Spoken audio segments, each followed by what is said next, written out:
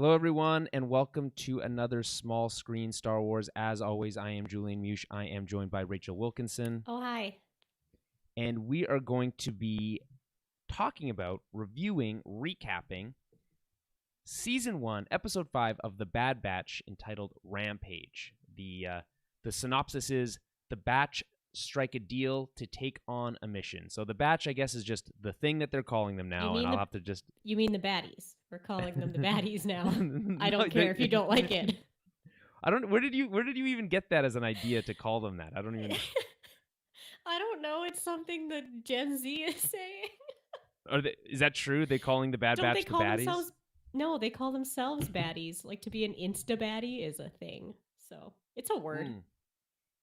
When someone says the baddies, I think of that. There's like a classic line from a comedy film. I don't think I've ever even seen the movie, which is like a guy dressed up as a Nazi, and he's like, "Are we the baddies?" That's like that's what I think of when I think of someone saying the word baddies. Fair enough. It's better than the batch. Yeah, I don't know. Much, Again, like but... I'll just go ahead and put it out there. Like I said last week, I just don't think that the batch is a good like roll off the tongue type word. It just doesn't have that same type of mouthfeel. I feel like it doesn't need to. Like we don't need to shorten it anymore. The Bad Batch is only what 2 syllables anyway. 3 syllables, I guess. If you remove the bad Yeah. from the part of the batch, I guess if they're only calling them the bad, like you're just removing bad. Yeah. It's 1 syllable. That's enough. That's enough. Yeah. Maybe 2 is bad. 2 syllables. Bad. It's 2 syllables, but still, that's not what we're here to talk. We're not here to debate. We're not here to debate whether or not the batch is dumb or not. We both agree it's dumb. Yeah. So, like I said, we're going to be talking about Season 1, Episode 5, Rampage. Before we get into that, though, let me remind everyone that you can find everything that we do at towerbabble.ca.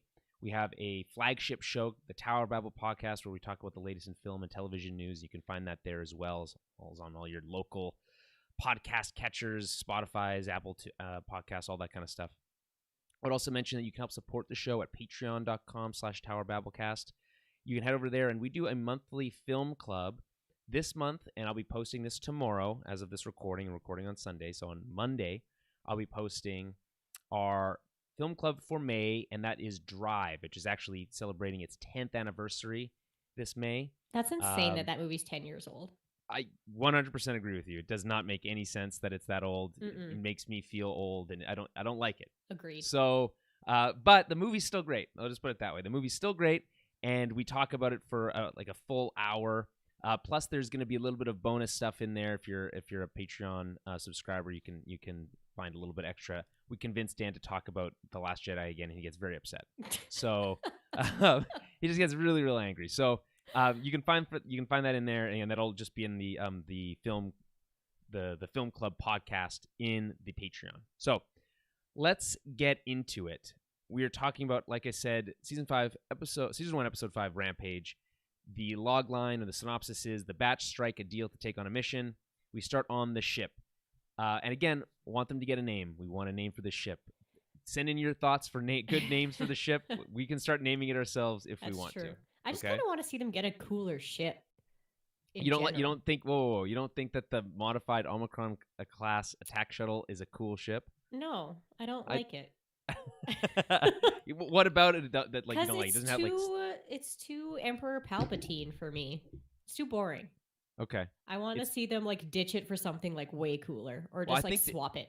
I have to imagine they're gonna have to at some point, right? Like it's a pretty like as it exists now is pretty like conspicuous. You know, you can't really like keep that same ship forever, or they'll have to make more modifications to it if they really want to stay hidden, I guess. Yeah, that's what I mean. Like it's too obvious. Like, well, I mean, maybe not, because there's probably a ton of those ships out there, but eventually they're going to know that that's what they're driving, and they're going to be looking for it.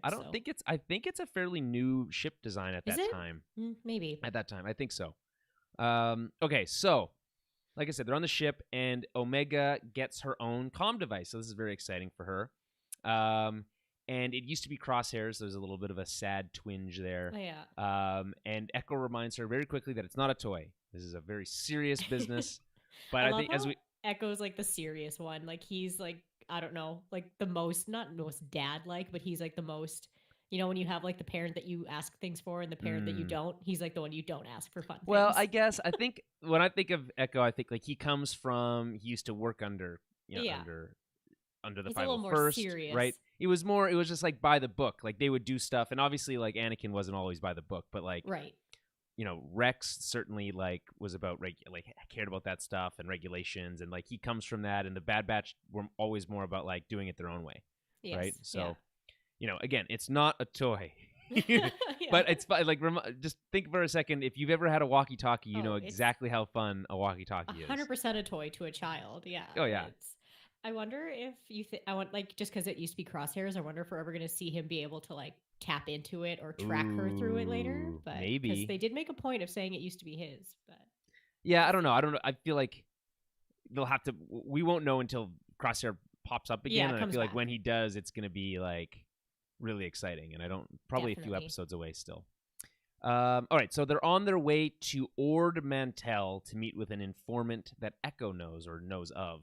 And it turns out that this is actually, not an informant that Echo knows specifically himself, but it's an informant that the Jedi used. I guess we can presume that if he worked most closely with Anakin and Obi-Wan, so probably it's an informant for Anakin and Obi-Wan. I would assume so, judging by how she is.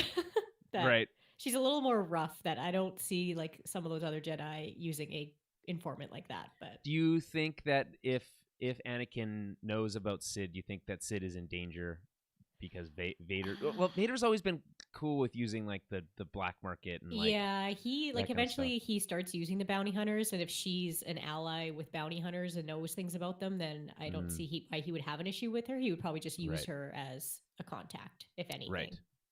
Well, that's interesting. So we'll see. I don't know. She's obviously being set up as an interesting kind of like cool new character here. Definitely, so by the way, she's voiced by I just think she's a really great, like everything about this performance is great, but Rhea Perlman, who is married to of all people, I think hilarious. Danny DeVito is she wife. Married to Danny DeVito? Or her husband, yeah. Oh, that's amazing. Yeah. She's the mom in Matilda. She's Matilda's mom. Well, she's also, I think, most known for her work in Cheers. Depends what demographic you're talking about, but fine. Yeah, I suppose. I immediately recognized her voice, though, because I was like, who is this? It was bothering me, and I had to look it up, because I'm like, oh, of course. Like, she's so the mom from Matilda, right, well, which is everyone... Yeah, she's in a lot of things. She does cameos in a lot of different things, but I'm like, oh, man, she's incredible. I love her. She has a really like cool like New York kind of like streetwise. She's got a very good voice. I really like this choice. Mm-hmm. So, as I said, they're on their way to Ord Mantell, and Ord Mantell is a mid-rim planet in the Bright Jewel system. And I'll just read from the Wikipedia here for a second. By the time of the Clone Wars, Ord Mantell became home to a large base for the Black Sun crime syndicate. Mm-hmm. Nevertheless, in the years following the Battle of Geonosis, Ord Mantell was most important as one of the planets that both the Grand Army of the Republic and the Galactic Republic Navy used as a storage facility, barracks, and fleet support base. Additionally, Ord Mantell served as the headquarters for the Republic 8th Sector Army, whatever. In the waning years of the Republic, a battle was fought on the planet between the Shadow Collective, of which the Black Sun was a member, and the Confederacy of Independent Systems. The assault was launched by the Dark Lord of the Sith, Darth Sidious, Count Dooku, and General Grievous as part of their campaign against the Shadow Collective. And the Grievous mention here is important because the person who voices Grievous actually appears later in this episode. Oh. So stay tuned for that. Okay.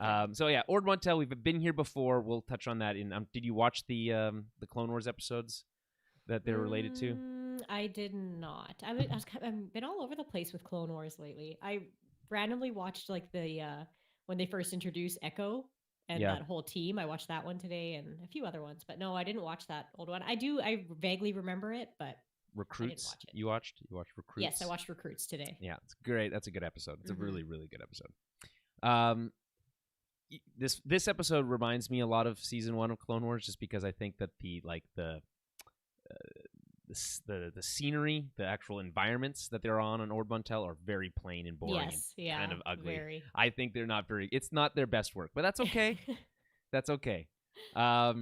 So they arrive at Ord Mantell City. The squad lands at the typical docking stuff. We don't really hang out there this time. And they head into the city to find the informant, and they're wearing their full armor here, which I think is fun. We haven't really seen them in their full gear, I think, in a little bit. And like, Yeah, that's they're true. feeling like comfortable enough is like, this is a backwater city, whatever, we can wear our full gear here and get away with it. Mm-hmm. So, and they're going over the rules with Omega as they make their way into kind of like a seedy alley. So what are the rules? Don't wander off. Keep your eyes and ears on your surroundings. Trust no one but your squad. Mm-hmm. And if you're in trouble, use your comm and give your location. Yes. Those are the big rules. Yeah. It's funny because those are all things that she's now done at least once. Yeah. They're like, all those things you've done before, don't do any of those again. Right. But we talked about this, and she's learning lessons. Yeah, here. she's learning, exactly. Right. Don't talk to strangers. That's the third rule here. Yeah. Don't trust no one but my squad. So as they enter the bar, and it's called Sid's, they realize that they don't actually know who Sid is. Echo never actually met them before, so they don't have no way to know if they're talking to the right people or if they could get led astray, which they kind of do here. We also see two aliens arguing over a table, some sort of table game of some kind. Yeah, I really liked the look in here. You know what it reminds me of? This is gonna be very. I don't know. You go first. I was just gonna say, it reminds me of like when you go in the back room of like a Smitty's and there's all the VLTs. Yes, 100%. I was gonna say tavern, but yeah, but same like a idea. Small town bar where it's just like a bunch of shitty VLTs and like exactly. Yeah. One pool table and like one bar, and there's like three people in it, but like but they're all playing VLTs. Yeah. That's how I felt about this, and I think it was well realized as like a backwater kind of. Oh yeah, I wonder what the Star Wars version of like Larry the Lobster is. It's like, what's the game that they play, or what's the other one? Five Pigs or something is the other. Good there's there's Smash the Pigs. Smash the Pigs. That's what. Smash the Pigs. There's so many of them. It's what's their Jacks are better? Yeah, that's what I want to know. Oh, I guess it would be like Sabak, probably. Yeah, virtual of some sort of virtual Sabak machine, right? And the house always wins.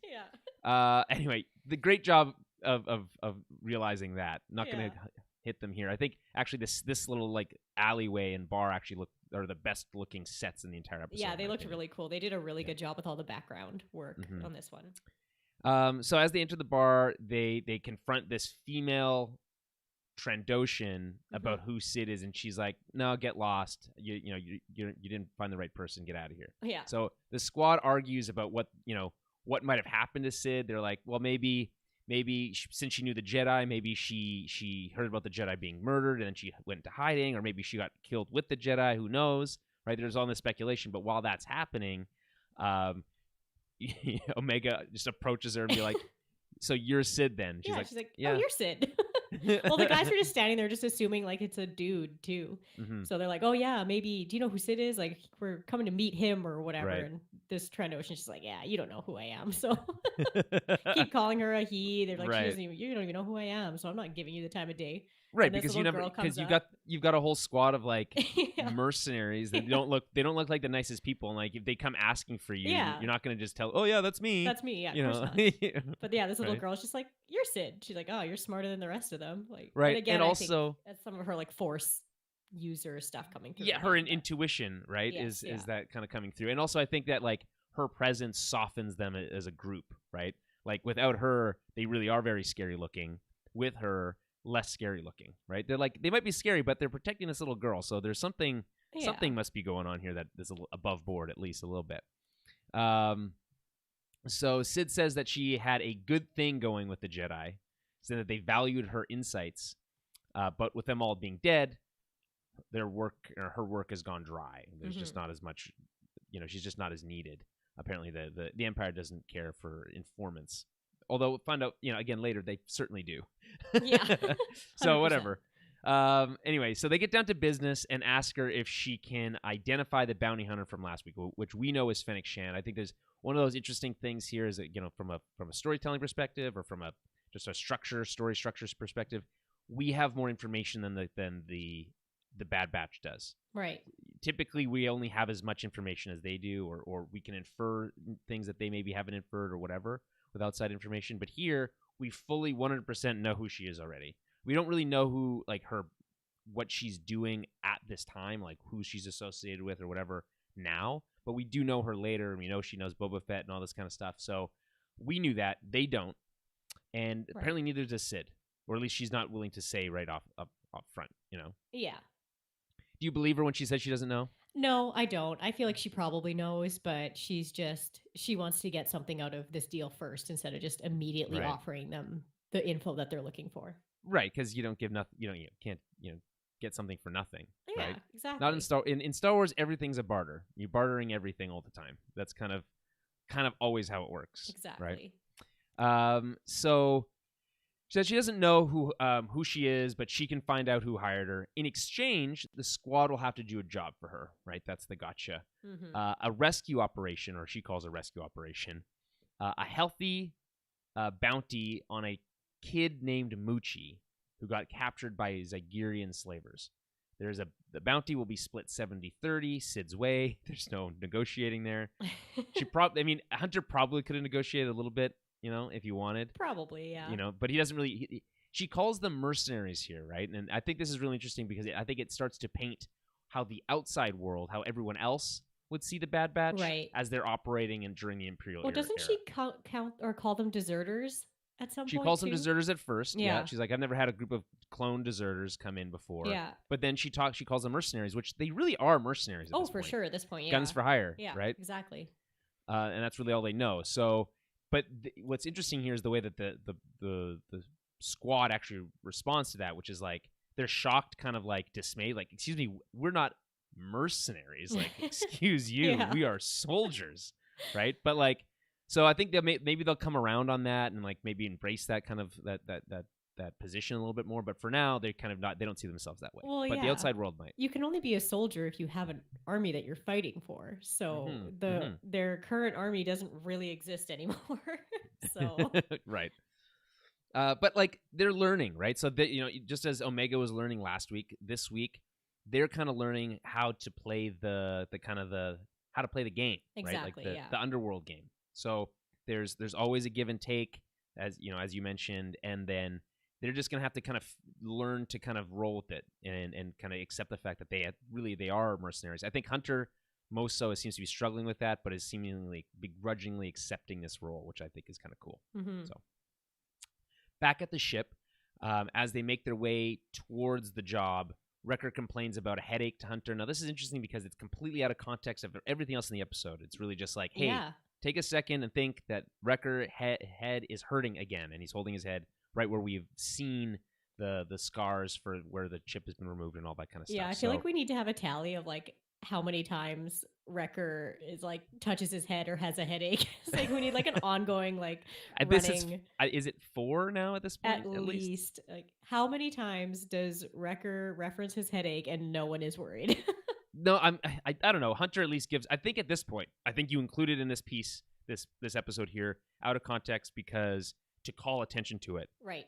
And Hunter looks concerned. He's like, it's fine. It's just a headache. But he looks at him and he kind of gives him a look. Mm-hmm. So I think that this will come to a head. I think sooner than later we're gonna see, and it'll. I would just be surprised if it doesn't come to a head at the same time that Crosshair comes back into the equation.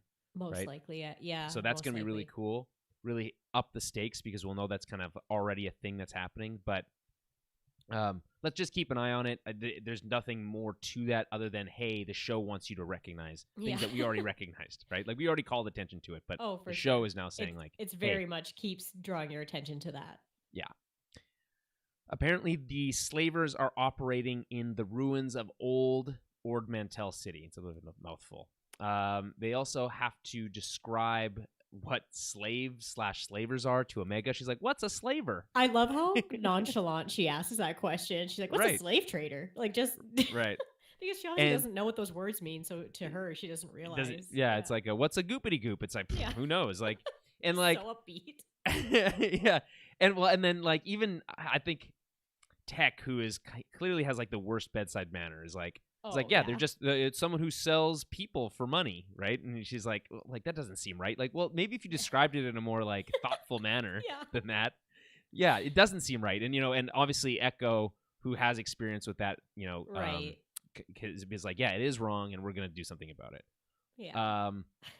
I want to call attention to this because we were talking about this. I feel like was it last week or the week before about how like the clones, in a sense, are kind of like an army of slaves. Oh, pretty if much. you think about yeah. it. So I think there is some interesting parallels between the clones and the Zygerians, and like the way that like I don't know if the show wants to dive into that or think about that, but like if they wanted to, for instance, Omega, if she was like, wait a minute, I wasn't allowed to leave where and I wasn't paid for what I was doing, and I didn't really have a life outside of my work, so was I a slave? Like that's like so like you know what I mean? And I wonder if they're going to like connect those dots.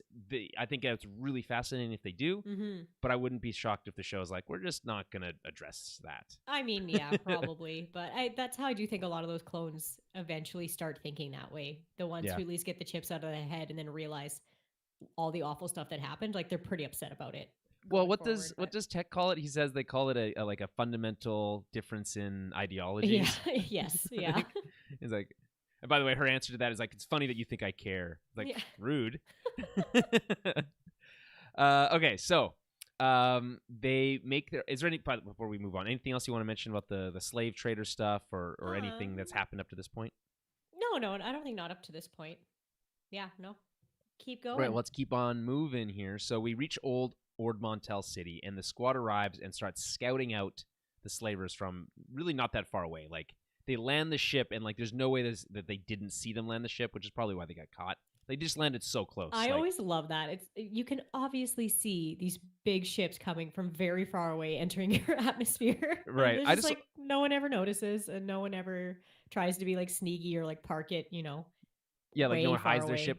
Here's the example I would give: if a helicopter landed in a field like a block away, you would for sure know. Like it would be loud. There would be like you would see it flying in. It's like ships are never that close. Like I mean, maybe honestly because it is the type of dealings that they're doing, it is probably often that there is a lot of different ships coming and going when it has to do with slave trading and that kind of thing. Like there probably is a lot of like arms deals and other shady things that goes on. So maybe there's more ships than we think, but at the same time, like I would like to see them try a little harder to be stealth. I just like, well, they were trying, right? But it's like middle of the day, and like they're on the top of this cliff, and they're like, again, it wasn't that subtle. It's fine. Yeah. And anyway, so they spot a kid, and they assume that it's Moochie, and they also know that there's about 24 enemies, which is way more than we actually see, I think. At any point during this episode. Yeah. There's 24 bad guys out there somewhere. Multiple entry points and minor fortifications. I don't really know what that means in terms of like what constitutes a minor fortification. Is that like the ruins of this old city? Like what does that mean? I would just assume like some sniper towers, some walls. Something like it's just very Okay. So record notes that it will be a simple smash and grab like that time on Kuwat. So if everyone is familiar with Kuwat was I'll just read again from the Wikipedia. Kuwat was a vital shipbuilding and industrial planet located in the Kuwat system of the galaxy's core world. So it's a core planet known for the prestigious Kuwat Drive Yards Corporation and its large shipyards. The planet notably produces warships for both the Galactic Republic and the Galactic Empire. That's where most of the Star Destroyers are built, by the way. Is that Kuwat? Oh, okay. The cool thing about Kuwat, and I'll just read this because I think it's really cool. So unlike other planets in the galaxy, a single large man-made ring encircles its equator. Serving as Kuwat Drive Yard's legendary shipyards, the ring appeared to galactic citizenry as an immense scaffold in space, bridged and augmented with enormous habitats and machinery. Inside the scaffolding existed the skeletons of ships and other craft, with tiny, bright dots drifting to and from the ships under construction with the habitats of the station. The orbital ring had a total inhabitable area of less than 300,000 square kilometers, thus making its livable space smaller than a typical planetary substation. I just like the idea of like a man-made ring around a planet. It's really kind of cool if you think about it. Yeah, that's very interesting. I don't think we've ever seen it like visualized in like a canon way. No, not that I can think of. But it is cool. Essentially, just like think of it as like the industrial park of the core worlds. Yeah. So pretty cool. Huh. So Hunter, back to Ord Mantell. back on Order Montel, Hunter orders Omega back to the ship while they do their work. She reluctantly agrees. And at some point during these missions, they're going to figure out that she can't just be sent back to the ship, because it's now been like twice now. Is it twice that she's been on the ship? Yeah. That she's been sent back to the ship, and then something on the ship bad has happened? Yeah, it's twice that she's been on the ship and something bad has happened on the ship when no one else is there. Right. So, yeah. So like that's not going to work, right? But maybe he'll learn that eventually. Yeah. And anyway, she agrees, and they get set up.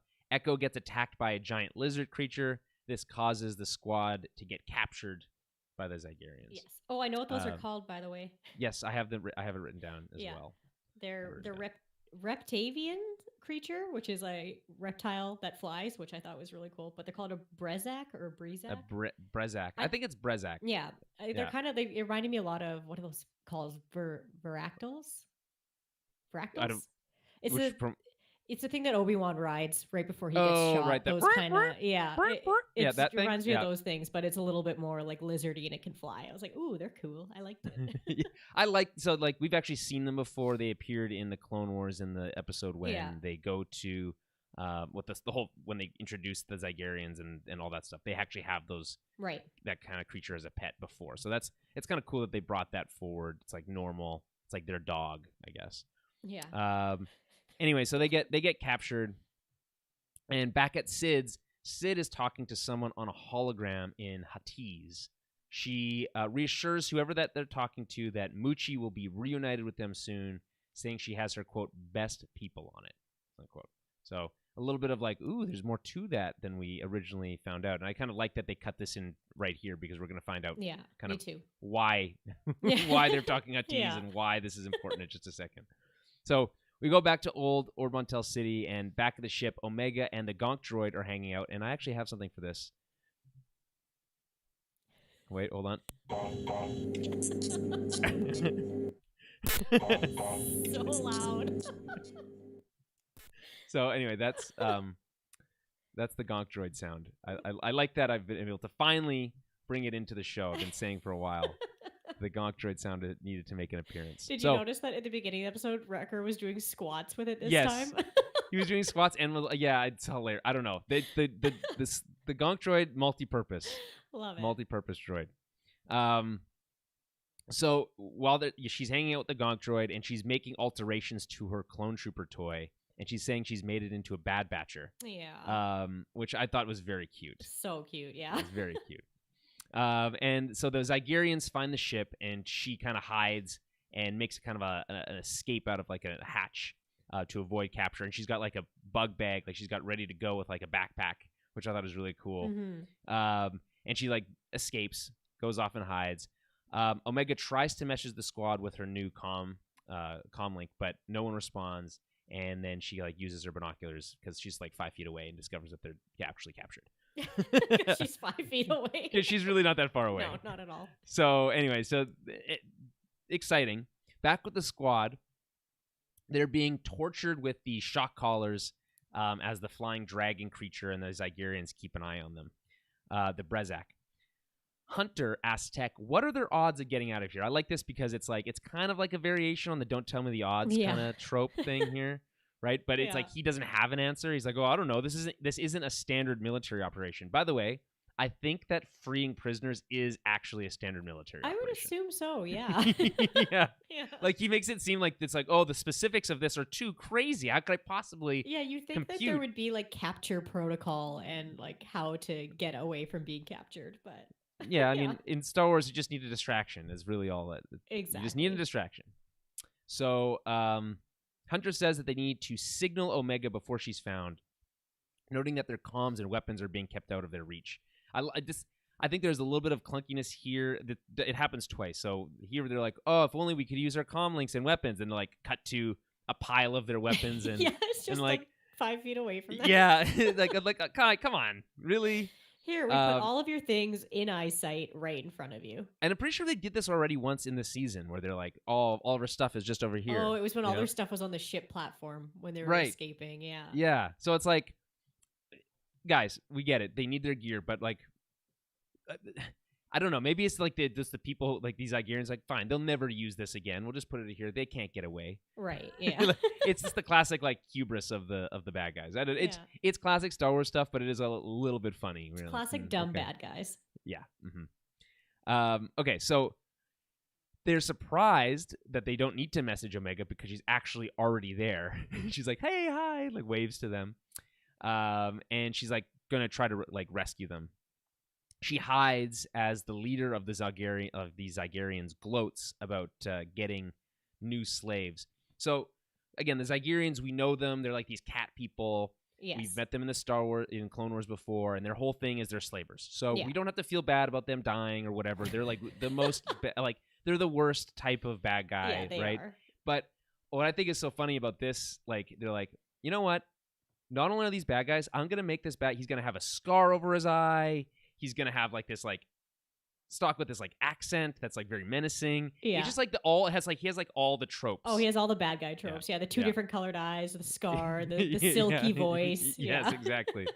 And then I love how like Echo's like they outlawed slavery in the Republic, and all I could think of was like, yeah, but like you were in a mission where you had to deal with slavery. It's not like it's clearly that wasn't an effective order to begin with. Oh yeah, and they only outlawed it within. I guess they are technically in the mid room right now, but like they didn't listen. Like it's right. We talked about this before, but they talk about it constantly, like within like the Jedi, different stories, different comics about them bantering about how like it wasn't their position to stop slavery if they saw it going on in like the Outer Rim. Like they didn't stop it in Tatooine. They didn't stop it in plenty other places. They touch on it specific. Like Episode 1 deals with that idea. Like I think well enough. Like you know, with Anakin's whole deal and his his mom and everything. But I just thought it was a funny thing to be like, we outlawed this. It's like no one cares. Like no one cares. And then his response was like, we're not in the Republic anymore. Exactly. You know, like.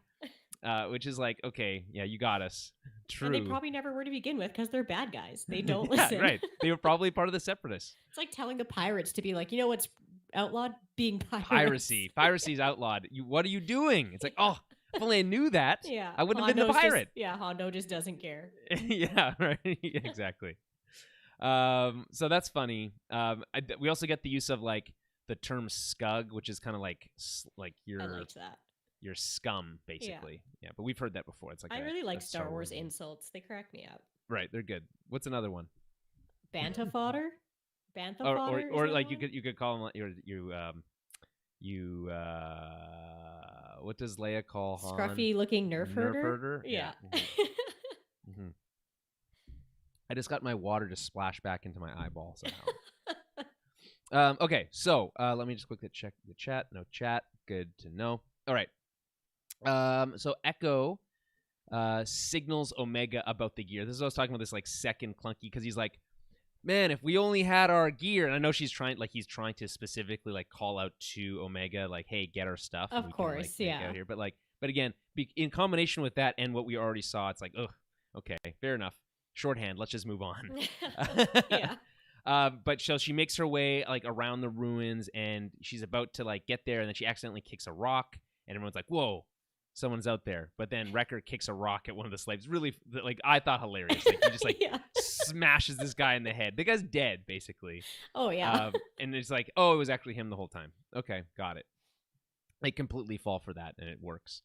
So the slaver suggests that he could feed one of them to his pet, the Brezak. And I'll just talk with the Brezak, also known as a Zygerian gliding lizard, were giant Reptavian lizards that were able to glide with their skin flaps. They had a light bone structure and a flat tail, which they used to steer while flying. Oh. They were used as transportation by both the guards and the high class of the planet Zygeria.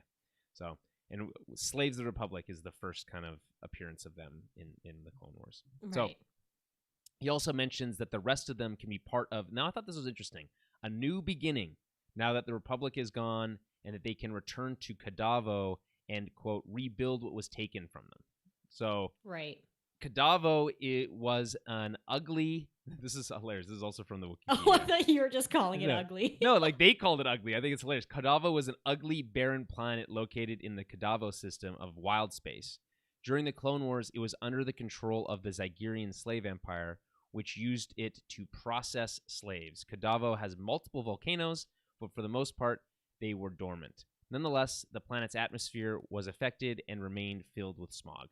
So I guess they lost that planet at some point. It's interesting that it is in wild space, so like it's not typical of the Republic or the Empire to try to like extend their reach into wild space. Is wild space past the outer rim? It's, if you look at the map, I think it's in like a similar distance from the core, but just a different part of. I got you. I think. Don't hold me to that. So anyway, I just think that's interesting, that this idea that like these slavers, they're operating on this planet still, because this is where we saw them last. Right. Right. They're operating on this planet, and they want to go back to this old, this Kadavo planet, which apparently is ugly. I don't know why they want to go back there. I guess maybe it's really great spot for slaving. I don't know. Whatever. That's their plan. It's interesting that they like kind of slipped that like this kind of like world building dialogue in here. I thought that was well done.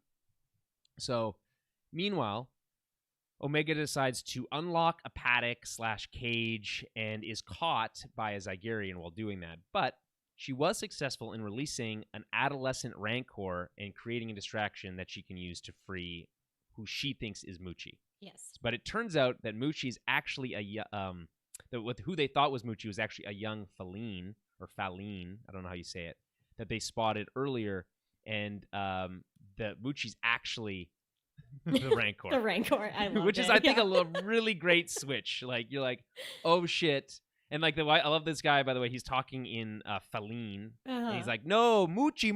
Like he's like, "That's the Muchi." He's like, "That's it." So good, yeah. Yeah. At first, when it busted out of there, I wasn't too sure. I'm like, "Is that a Rancor? Like a baby Rancor?" Yeah. And then they said it was, and I was like, "Oh, that's funny." I'm like, "I like that." Like, I've never seen a baby Rancor before. No one really has. I think this is a fun kind of like creature feature a little bit here. Definitely. So just quickly on this like young child though. Faline are a repto-mammalian sentient species native to the planet of the same name. They were capable of projecting powerful pheromones. During the Clone Wars, the Black Sun criminal syndicate was run by a cabal of Faline nobles. So like they look pretty cool, I think, like when they're not in those like weird like shoulder pad, like I don't know, they've got a weird look when they're like the Black Suns, I think. Oh yeah, they do. They do have a weird look. I didn't realize that they were the same species. Yeah, no one would, because they look stupid in those dumb outfits, those Black Sun outfits. But yeah, that's the same species, so it's like a young kid version of that. Oh, okay. So anyway, Muchi runs off as the squad goes, gears up to go after her, knowing that like if we don't capture the Rancor, we can't get our intel.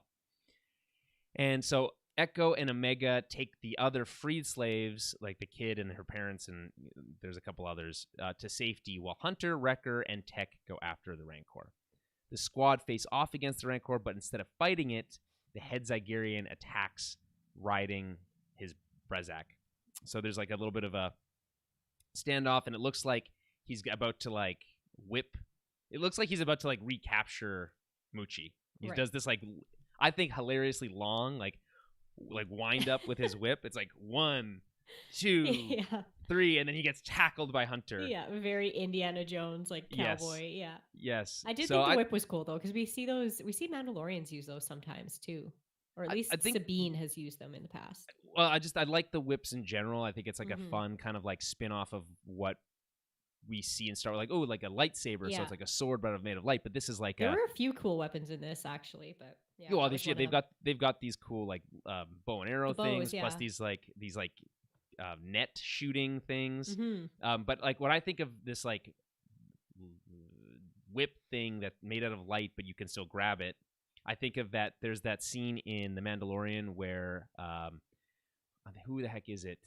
Where they're having like a bar fight inside of like on that like forest planet. I think it's season 1, and they're like tied together with like a red like rope. Oh yeah, like electric rope, and she like uses it. Yeah, to choke him out. Yeah. So like that's what I imagined. Like it's same idea, and like again used in like that's live action here, but it doesn't really make sense. Like unless if it is like the lightsaber, like would it not just cut right through you?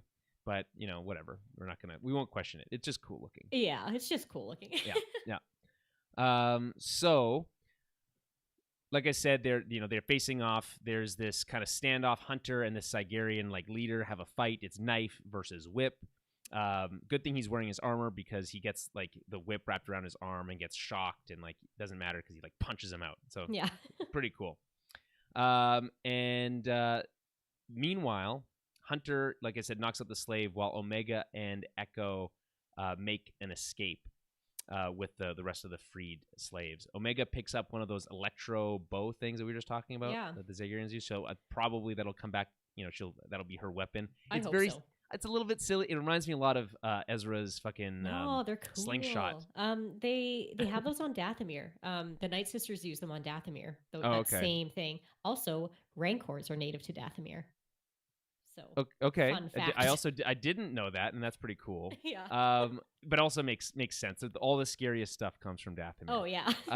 So like I like this idea though that like kids can't use a blaster because like we can't show kids using a gun, but they can use the equivalent of a gun in a bow and arrow or slingshot or whatever. Yeah, crazy or a light sword. bow and arrow. Yeah.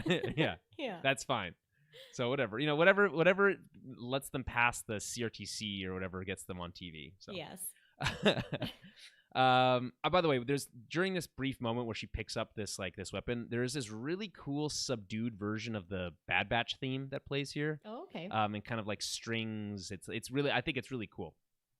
It's like way less bombastic than the way like the main theme is played, but you are so much better at picking up the score and like those music themes in the background than I am. Those just go right past me half the time. I don't know when it happened that I started picking up on it, but like I think it is I think I can thank Star Wars for it because I think it started when I noticed that I want to say episode 8 specifically, they used the Binary Sunset, the Jedi theme, right?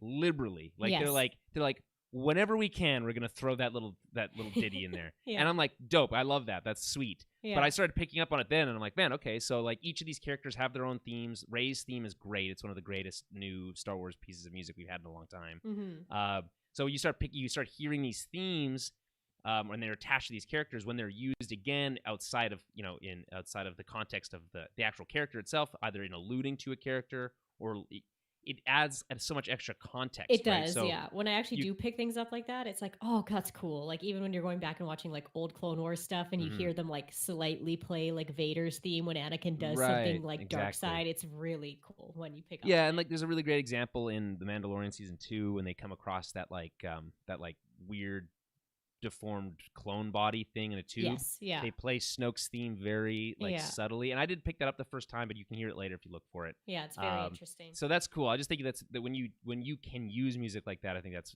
the best. And Star Wars is good at that because, like I said, each of these characters kind of has their own theme music, which is exactly. Cool. So Muchi and Brezak and the Brezak kind of have a duke it out, like balls to the wall fight, and it's pretty cool. And meanwhile, Wrecker and Tech try to figure out like how they can actually like how do you stop a Rancor? Yeah. I don't know. How do you catch it? Yeah. And so Tech mentions that the Rancors adhere to a social hierarchy and that Wrecker needs to like challenge the creature to show dominance. Which is pretty. Enjoyed this so much. This is very funny. By the way, so here's the thing. So we're talking about like, okay, Rancors are native to so where are they native to? Dathomir. Yeah. And like that everything on Dathomir is scary and angry all the time, right? But when we see the Rancor here is like kind of domesticated, I think. Yeah. Because like later Omega's riding it. Yeah. Like and like they're like hanging out. Like they're like imagine having it's just like what it does for me is like provide way more context. We already knew that the guy, the Rancor Wrangler guy from Jabba's palace had like this like strong attachment to the Rancors, but I guess the idea here is that they're way more emotionally intelligent than we gave them credit for. They are, yeah. They do have like a more of a sentient like intelligence than what we may think. Right. And so Luke just brutally murders that one and it's not really even fair. I heard it's not actually Mochi though, so we can be like yeah, so that's the one thing. So like this is interesting. So we I think have a name for the Rancor. I don't know it off the top of my head. I do. I wrote it down. Patissa.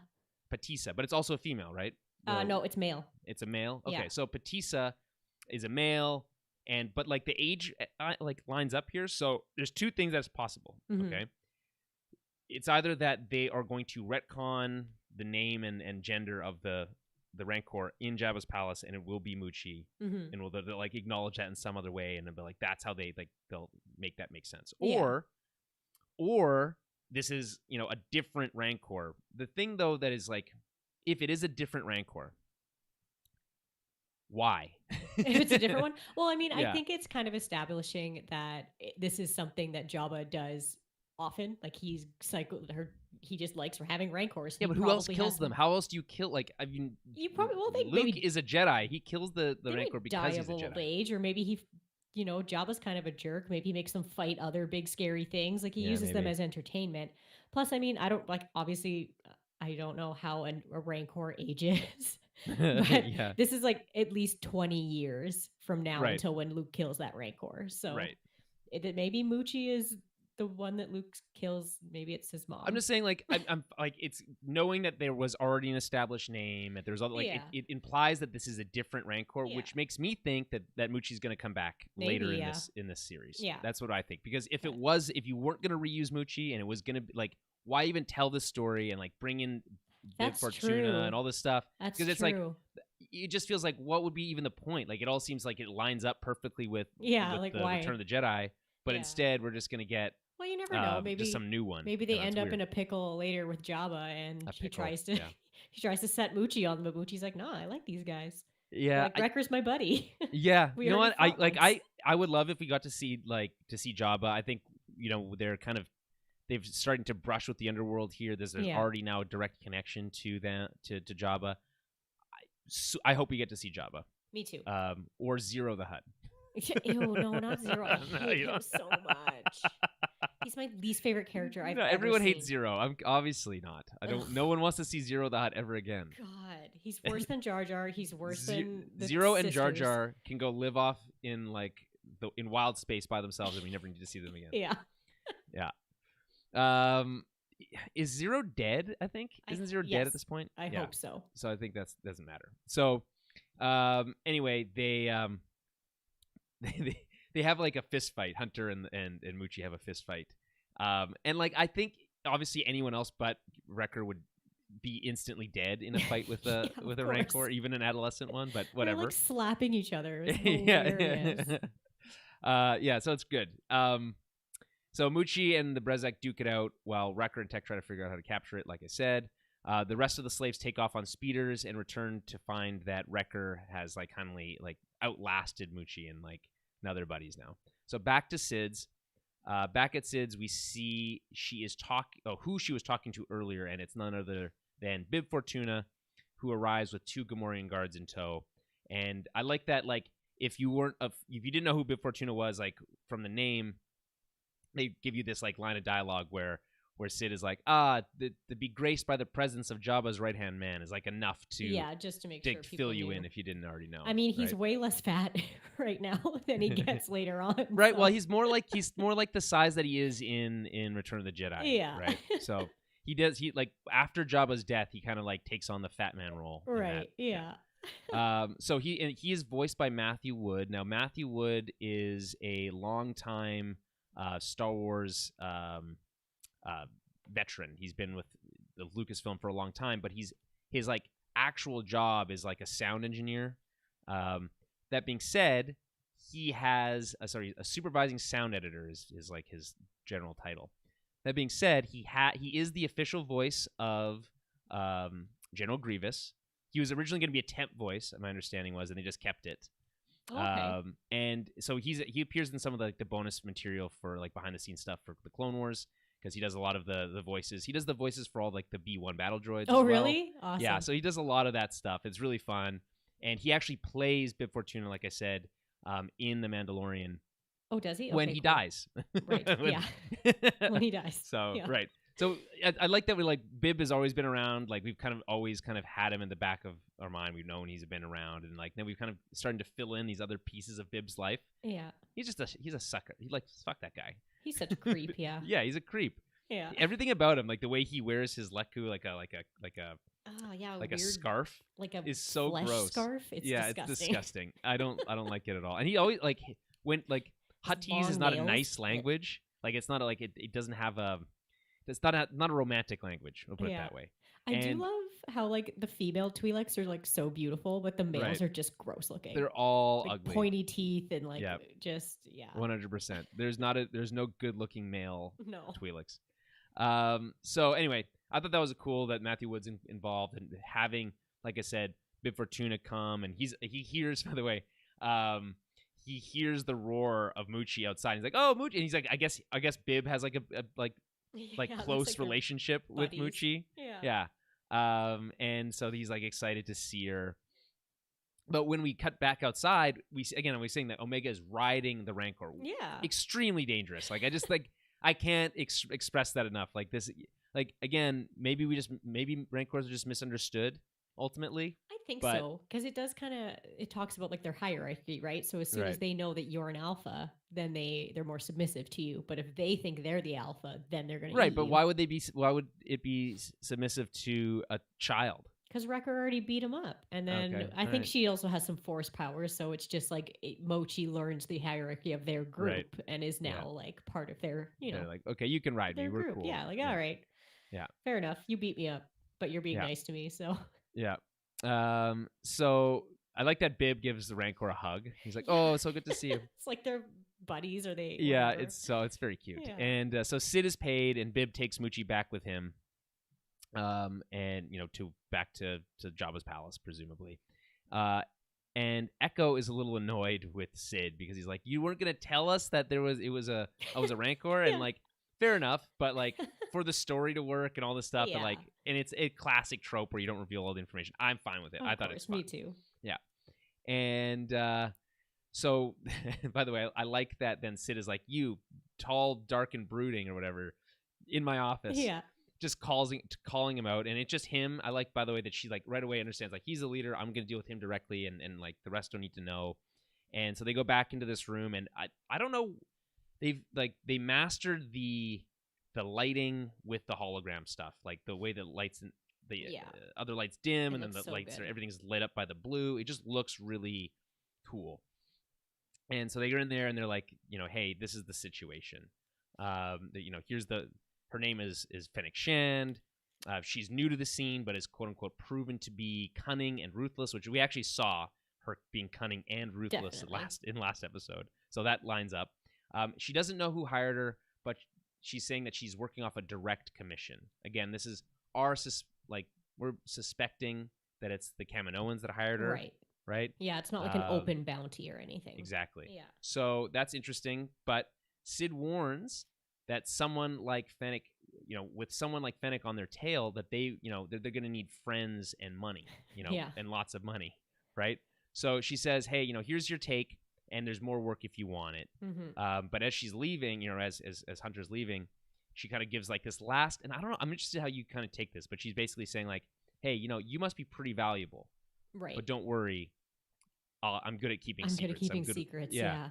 So for me, I took that as like a veiled threat. Oh, me too. I think it's a bit Yeah. of both. I think she's letting him know that like you need friends and money, and I can provide you both of those things. Right. If you do, work for me here and there, but also like I can I can be your enemy mess you up. if I Yeah. want to. Yeah. like just letting Right. you know, I know that you are being hunted and that you are valuable to someone.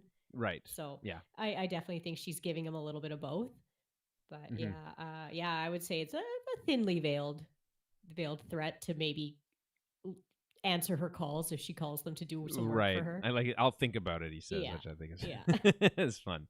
Yeah, because like that's not enough money to like No. to do anything. Like, what are you guys gonna do? You guys gonna go live off that on that like Yeah. backwater planet? I mean, sure. I mean, but I'll watch that show, but I just don't think that that's what it's gonna. Oh, for what's gonna sure. happen. I think she's also kind of teaching them something, right? Like be kind of telling don't them, hey, yeah. you're gonna need money and you're gonna need friends. And so lay low. let's help And- each other out here, and you Yeah. can work for me occasionally, and I can make sure you can keep your head above water a little bit more. Well, I think what she's saying is like, hey, if I was able to so obviously, infer, the fact that you guys are wanted and worth something, yes, other people will too. Oh, of course. So, take my advice. I'll have work for you if you need it, but Mhm. be careful out there, kind of. But also, if you cross me, I'll I have the goods to come back at you with. So Exactly. Yeah. I think ultimately it's just it's a power play, right, sure. by her, and just being to say like, hey, you can't walk over me, Mhm. and I'm not gonna, and you obviously have your own talents, but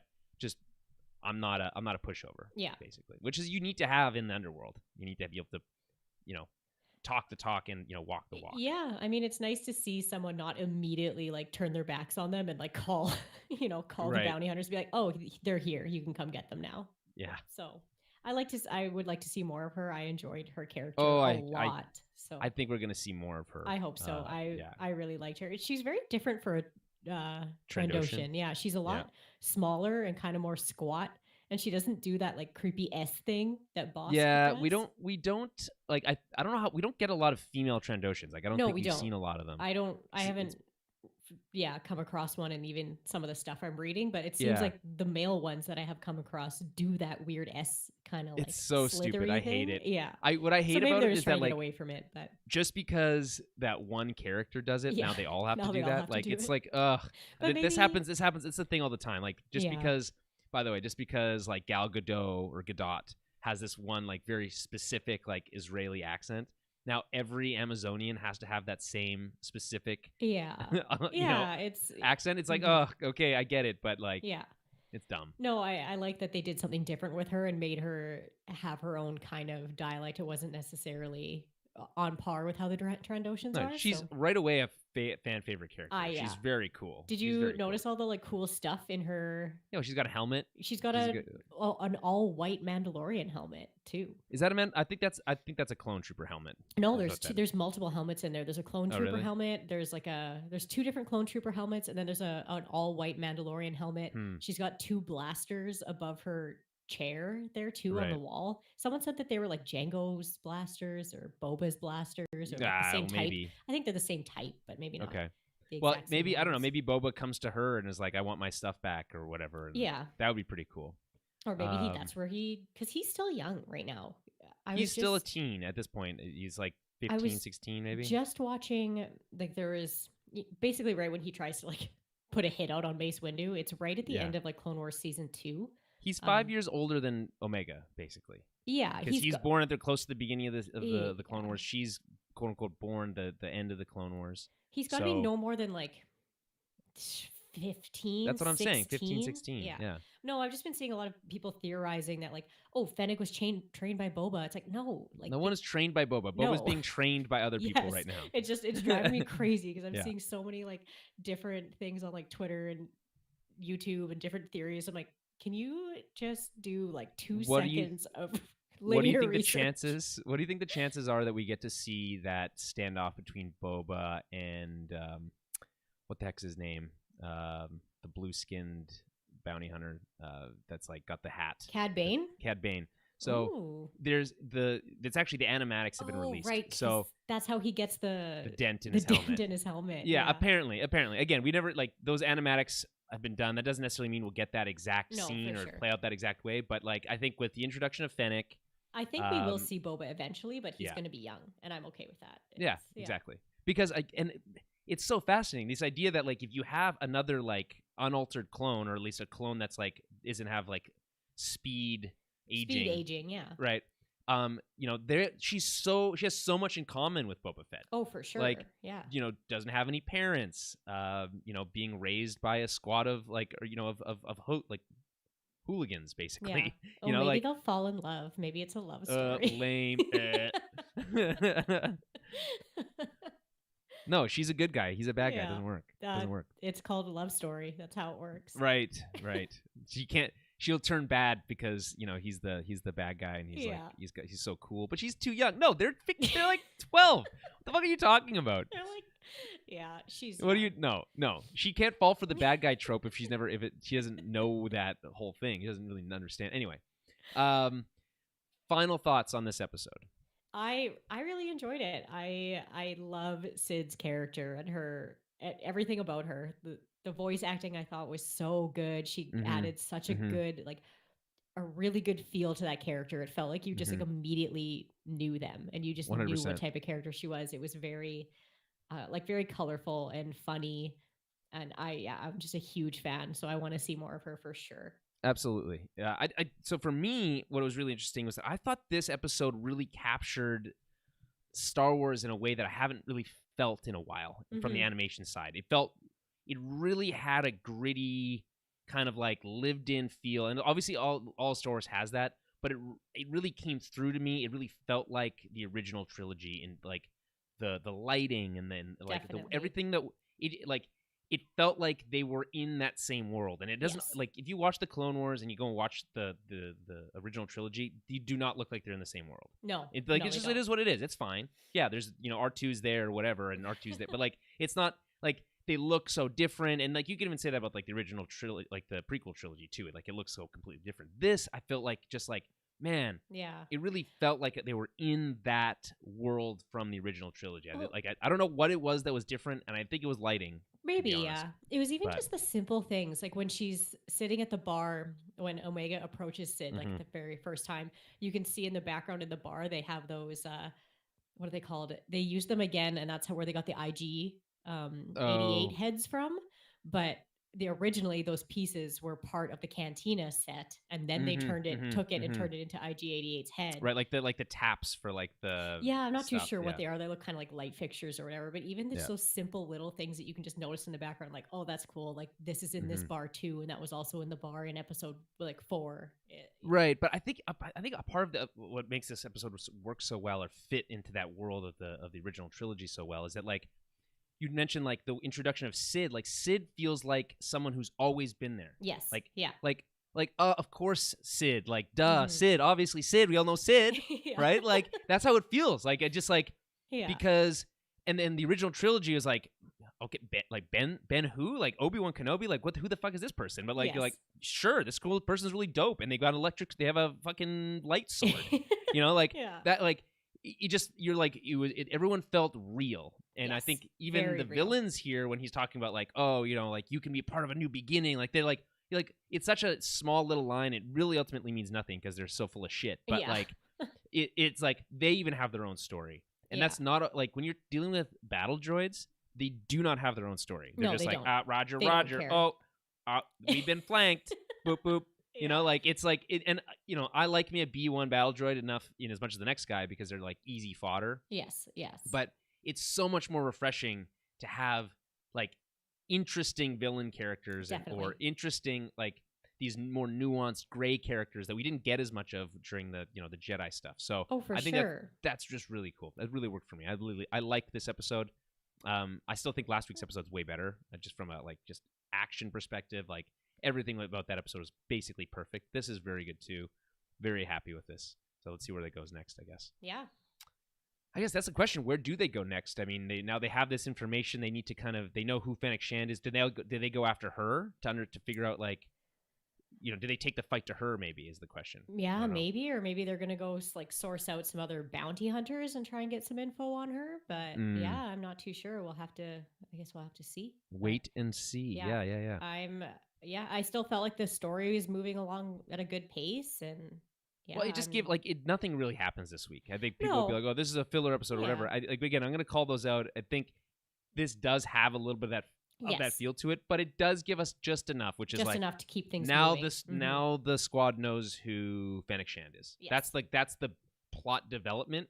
Really, nothing else happens there. Like we get these little pieces about I mean, like Jabba and all this other stuff, but it doesn't matter. That's really the stuff that to me too. I do still I feel like we are seeing this like fallout of the Republic as well. So you're starting to see more of that like seedy underground getting their bearings again and being like, okay, cool, the Republic's gone. Like we're gonna get back to what we want to do again.